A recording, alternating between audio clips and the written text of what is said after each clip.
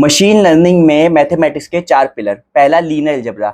Linear algebra कहाँ use करते हैं? मोस्टली हम डेटा को जो रिप्रेजेंट करते हैं मशीन लर्निंग में वो वेक्टर्स और मैट्रिसेस की फॉर्म में करते हैं। तो लीनियर अलजेब्रा में आप क्या क्या पढ़ते हो? आप पढ़ोगे eigen values, eigen vector, diagonalization process, linear transformation. Second चीज आती है आपका कैलकुलस। कैलकुलस का मतलब क्या होता है? जब भी आप चेंज की स्टडी कर रहे हो तो वहां पे आप कैलकुलस लगाते हो। तो 12th क्लास में जो हम कैलकुलस पढ़ते थे वो हम बेसिकली हम फंक्शन पढ़ते थे सिंगल वैल्यूड फंक्शन, मतलब कि उसके अंदर f x is equal to x square होता था। मतलब कि डोमेन में इनपुट में भी एक ही वेरिएबल होता था और आउटपुट में भी आपका एक ही वेरिएबल होता था। बट मशीन लर्निंग में हम पढ़ते हैं मल्टीवेरिएट कैलकुलस। मल्टीवेरिएट कैलकुलस में क्या होता है कि आपके पास इनपुट में भी एक से ज्यादा वेरिएबल्स होते हैं और आउटपुट में भी एक से ज्यादा वेरिएबल होते हैं। जैसे कि f of x1 x2 x3 is equal to x1 square plus x2 square plus x3 square.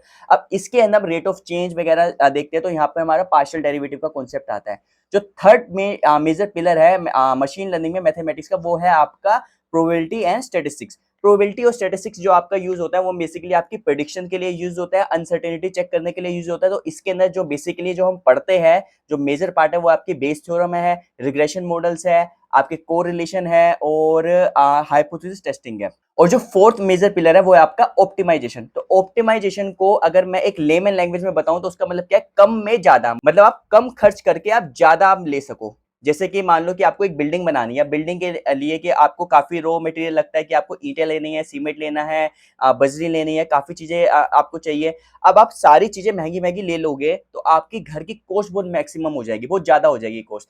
आपका क्या टारगेट है? आपका ये टारगेट है कि आपको रॉ मटेरियल भी आपको उस क्वालिटी के लेने हैं, उस प्राइस के हिसाब से लेने हैं जिससे कि आपका घर की कॉस्ट मिनिमम हो और घर की क्वालिटी मैक्सिमम हो। क्योंकि अगर आपने सारा का सारा रॉ मटेरियल सस्ता ले लिया तो आपका घर बहुत बेकार बनेगा।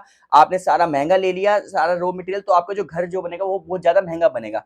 आपको क्या करना है? आपको वो ऑप्टिमाइजेशन लगानी है, वो कंस्ट्रेंट देखनी है, उस कंस्ट्रेंट में आपको वर्क करना है जिससे कि आप मिनिमम इनपुट लगाकर आप मैक्सिमम इनपुट कर